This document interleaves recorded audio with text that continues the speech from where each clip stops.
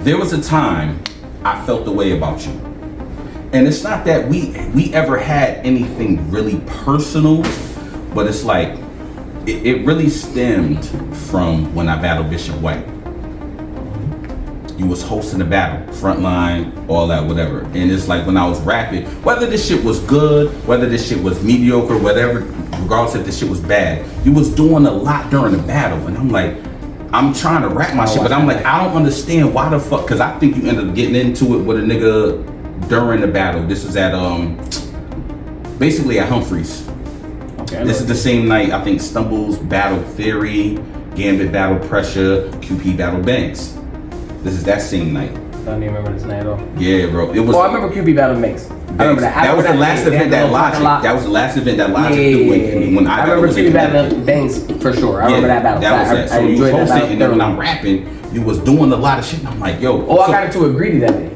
Was it Greedy? I swear it was somebody at the bar that was saying something. He said some wild shit like threatening you with some shit. I got into a Greedy that day because I saw him and Suspense arguing face to face, and Suspense was drunk. Greedy was drinking too. I don't know if he was drunk, but I know Suspense was drunk, and they was close to each other's faces, bugging out. And I didn't know what happened. I just came from inside, and I thought they were arguing, but they weren't. They were playfully talking mad, crazy, wild shit to each other. I don't know if they were talking about battle. I don't know. You know what I mean? But it was all love. They was just talking, but it was wild. I mean, niggas, you know how to go.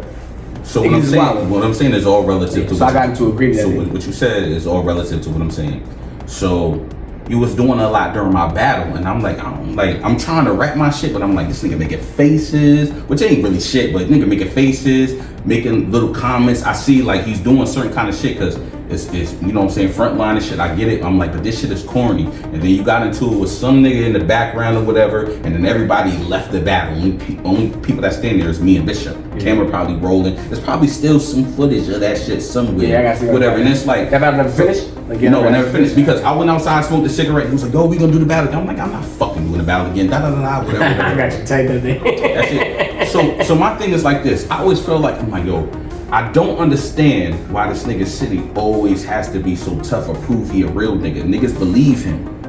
We believe you. You a man. You gonna stand on principle. You prove that. You say it. Niggas believe you. Niggas don't have to go out their way to test you, bro. And I feel like from those iBattle days, 2015, 2016, something like that, to now or 2018 or something, your energy is different.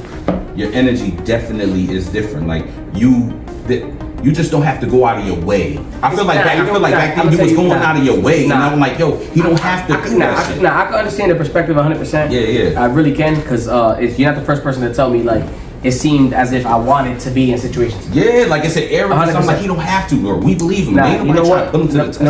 Number one, the first thing is, and no justification, just reality is, I was in survival mode. Yeah. In life, I was in survival mode that whole time. Like, niggas gotta understand, niggas don't understand nothing, but the fact of the matter is, I've been by myself since I was 15. I've been having to figure out everything about life since I was 15. Anything I taught myself outside of the school system that anybody else sat in Connecticut, which, I mean, let's be realistic.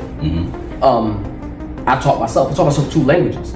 I taught myself, the point is, I had to teach myself, I had to parent myself. You know what I'm saying? In many ways, I had to parent myself. I had to be my own lesson.